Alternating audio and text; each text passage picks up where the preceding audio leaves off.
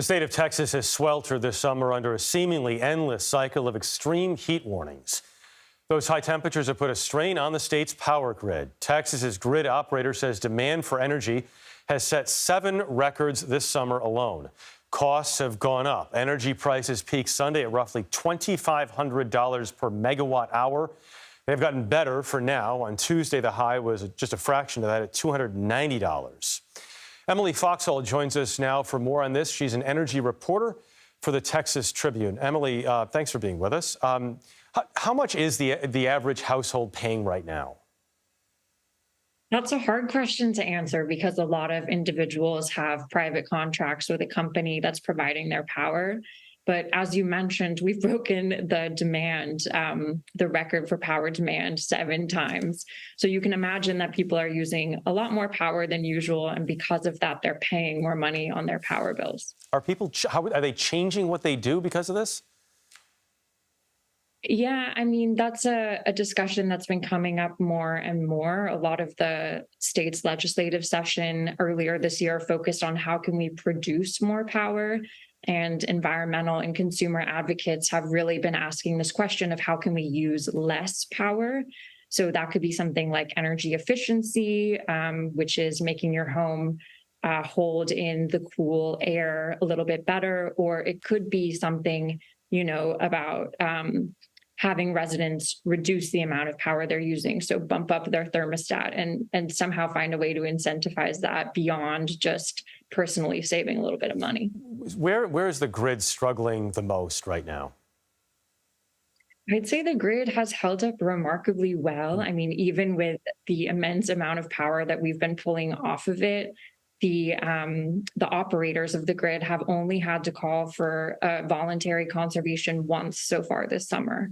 And a lot of that, of course, has to do with renewable power. We have more wind here in Texas than any other state, and we're second for the amount of solar that we can produce. So that's been going a long way to help keep the grid relatively stable. But, I hesitate to say this too soon because we've still got a lot of hot weather ahead. Yeah, you've reported on the wind farms off the Texas coast. Some of these offshore plans have some unlikely bidders. Can you talk more about that? Sure. Yes. Offshore wind is something that a lot of people in Texas have been waiting to see when and how that's going to happen. And the federal government late last month announced that it's going to auction 2 parcels in the Gulf off the coast of Texas and a 3rd parcel off the coast of Louisiana. So in addition to the renewable energy companies that have qualified to bid for those leases, there's also some more traditional oil and gas companies that are interested in getting involved.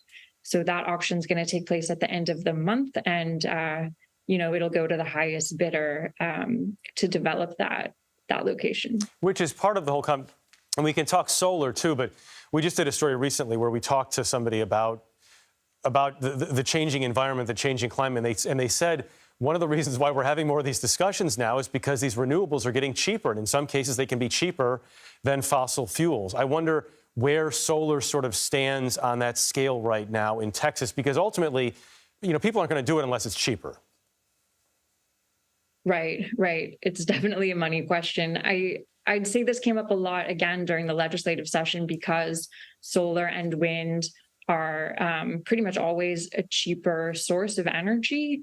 And so because of that, companies that produce gas-fueled power were saying they needed more incentive sometimes to be able to compete in the market. So politicians in Texas were really looking at, they were interested in having more gas-fueled power because they consider that a more reliable fuel source because it can work, even if the sun's not shining or the wind's not blowing.